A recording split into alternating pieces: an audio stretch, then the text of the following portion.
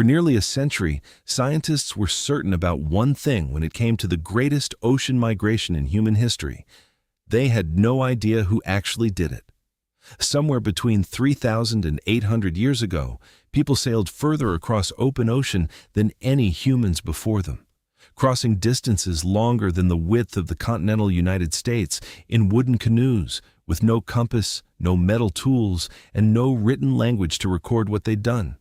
They found tiny islands scattered across 64 million square miles of open Pacific Ocean, and they found them on purpose.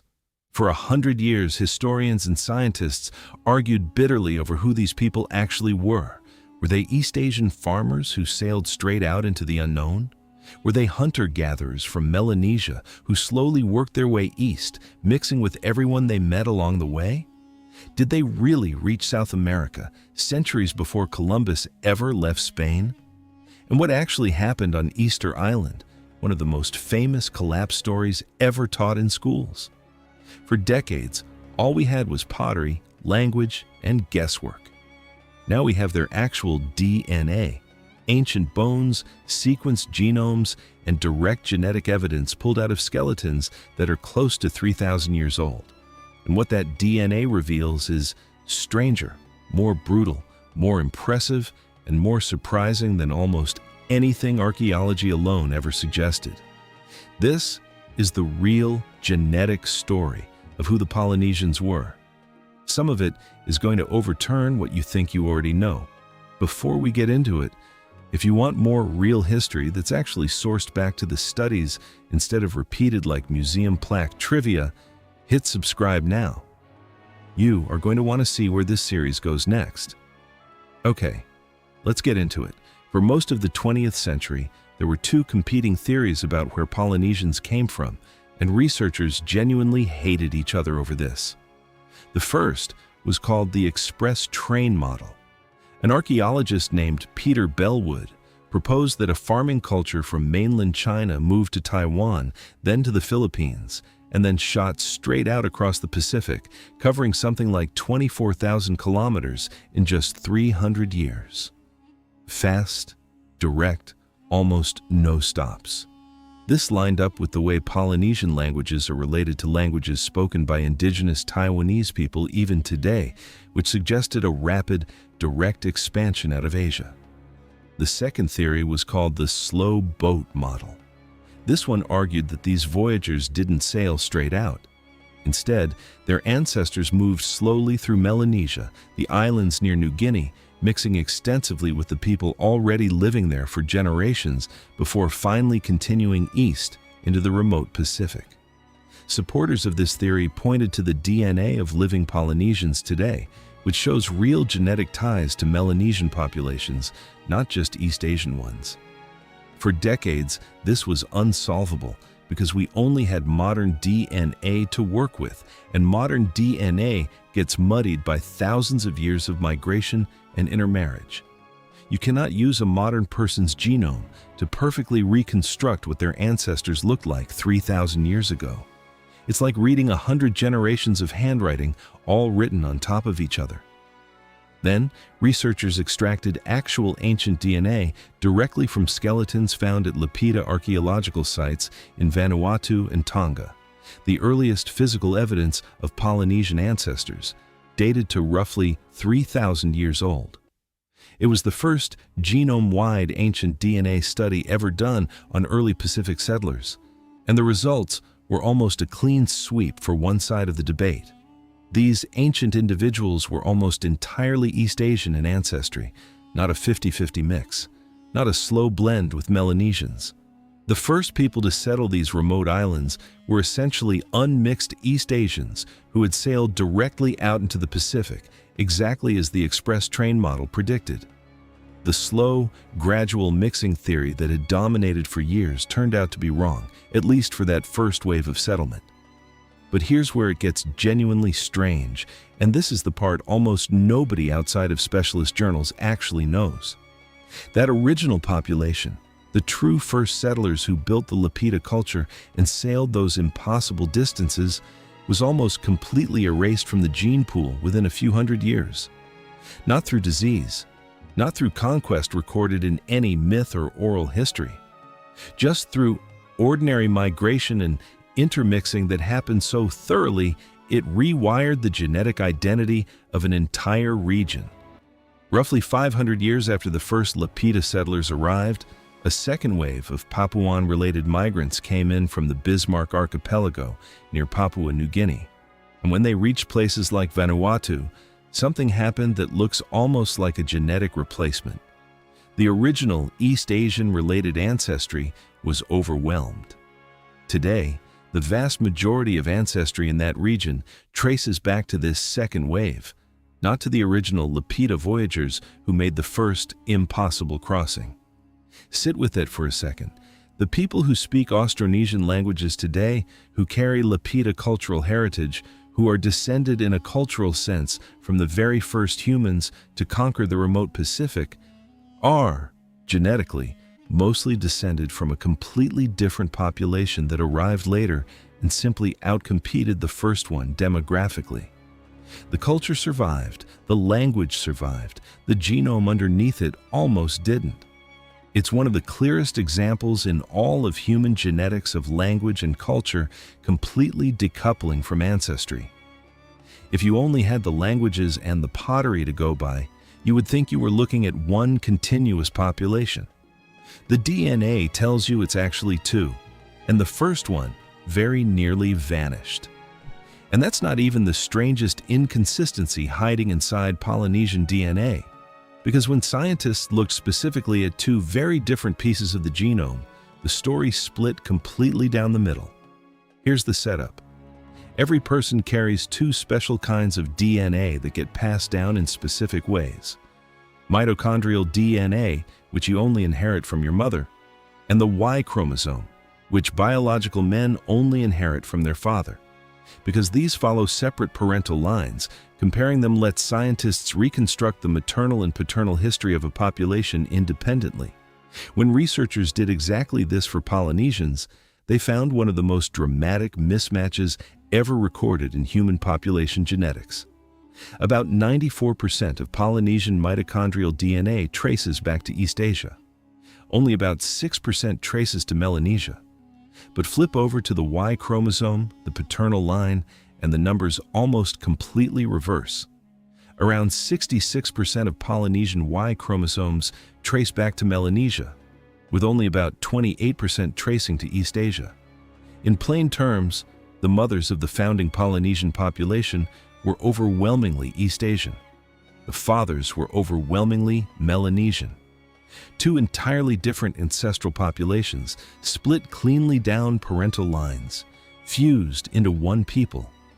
Researchers believe this points to how ancestral Polynesian society was structured.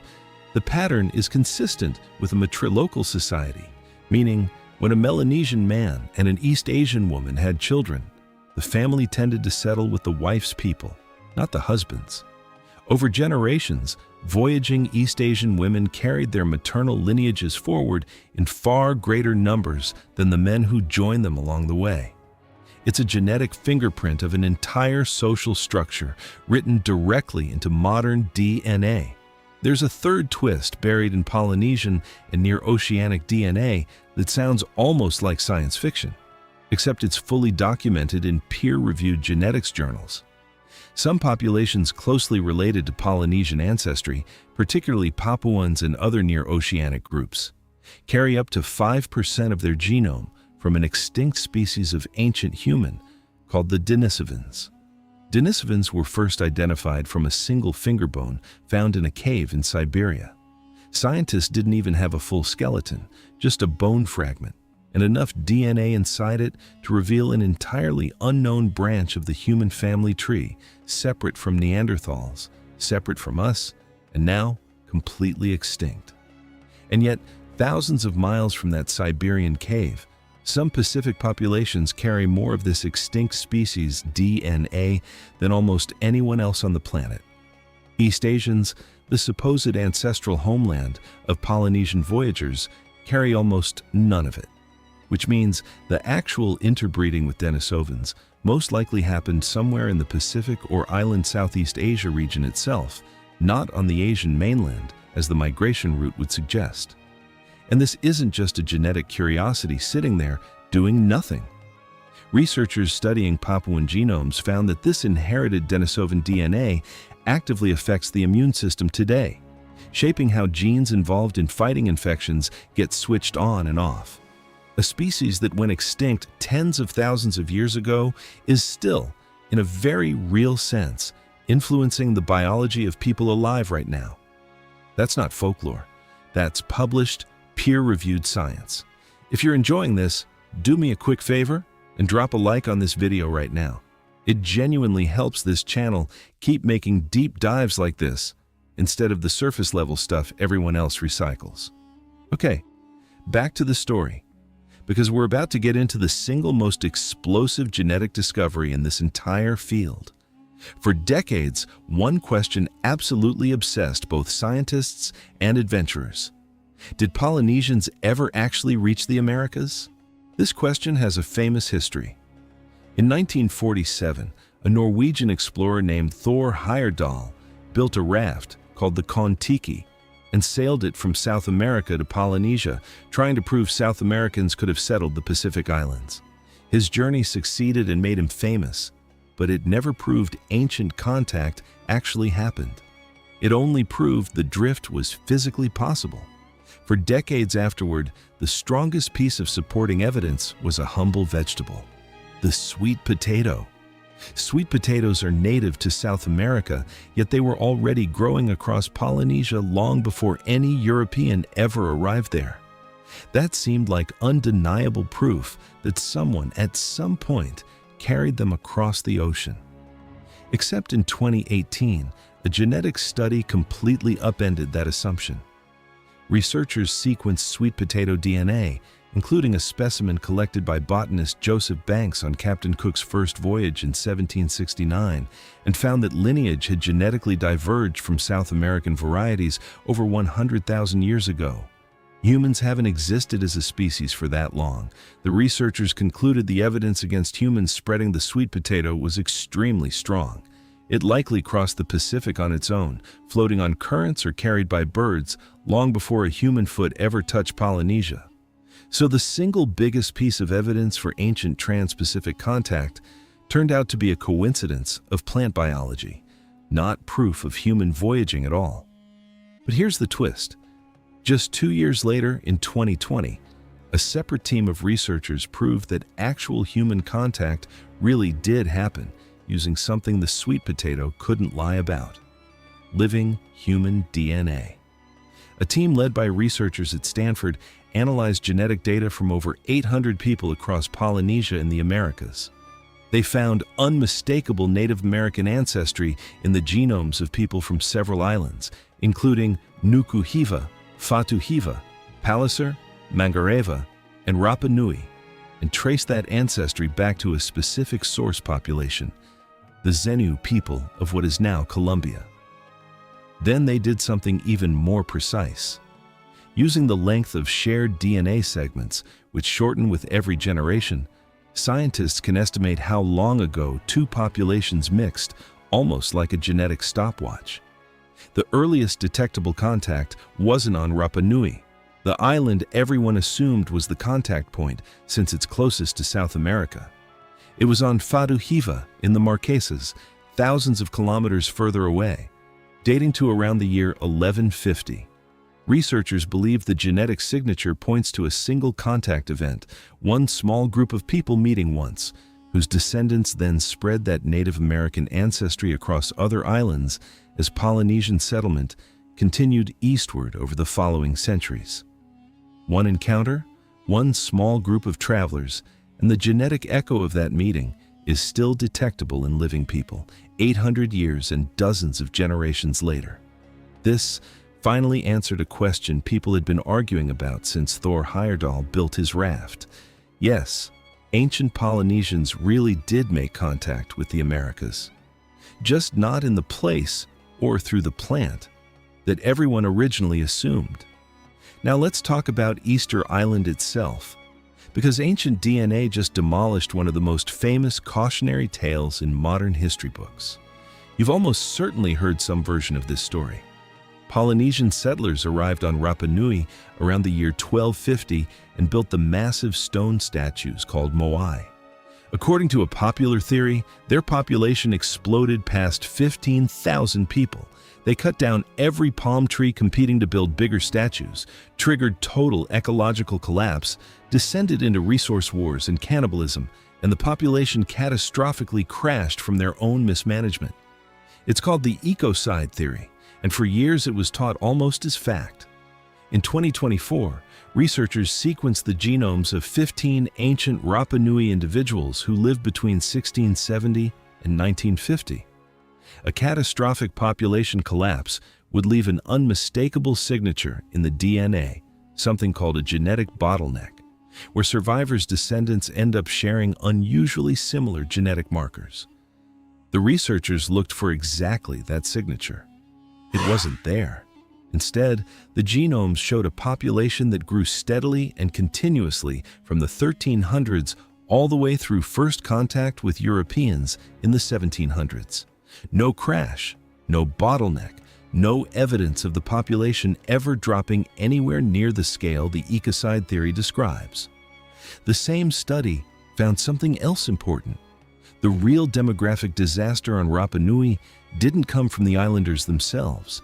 It came later, in the 1860s, when Peruvian slave raiders forcibly removed roughly a third of the island's population. That's the actual catastrophe in Rapanui's history, and it wasn't self-inflicted. It was colonial violence, imposed from outside. Generations after the ecological collapse supposedly destroyed the society. For decades, this island story was used as a morality tale about a civilization destroying itself. The ancient DNA says that story simply isn't what happened. Here's one final piece of this puzzle, and it might be the most personally relevant one, because it's still affecting real people today. Scientists studying Samoan populations discovered a genetic variant in a gene called CREBRF, found in roughly 1 in 4 Samoans today.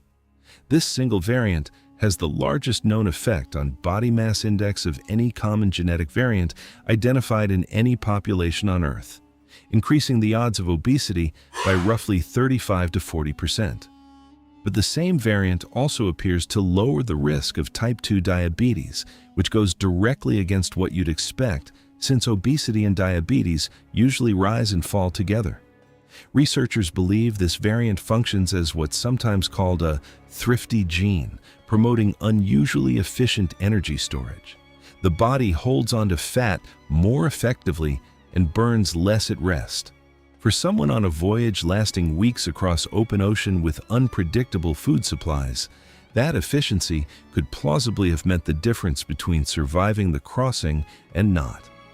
The variant is almost absent in European and African populations and rare in East Asians, but common today in the descendants of history's greatest ocean voyagers. In other words, some of the health patterns showing up in Pacific Islander communities today may be a direct genetic echo of the very voyaging history that defines who Polynesians are. The same biology that may have helped their ancestors survive months at sea is now interacting with a completely different modern environment, full of processed food and sedentary lifestyles that never existed for the people this gene evolved in. So here's the full picture ancient DNA has given us. The first Polynesians sailed directly out of East Asia, exactly as the boldest theory predicted. Then that founding population was almost entirely replaced within a few centuries by Papuan-related settlers, while somehow keeping their language and culture intact. Their ancestry split cleanly along maternal and paternal lines, revealing a matrilocal society baked into their genome. Some still carry active DNA from an extinct human species. They really did reach South America centuries before Columbus, through one small contact event that rippled across an entire ocean of islands. And the most famous collapse story in their history turns out to be a myth the genetics doesn't support. This is what happens when you stop relying on pottery shards and old assumptions and start reading the actual code written inside real human bones. The Polynesians didn't need a compass to accomplish one of the greatest feats of exploration in human history. They just needed to be exactly who their DNA says they were, relentless, adaptable, and centuries ahead of anyone who doubted them.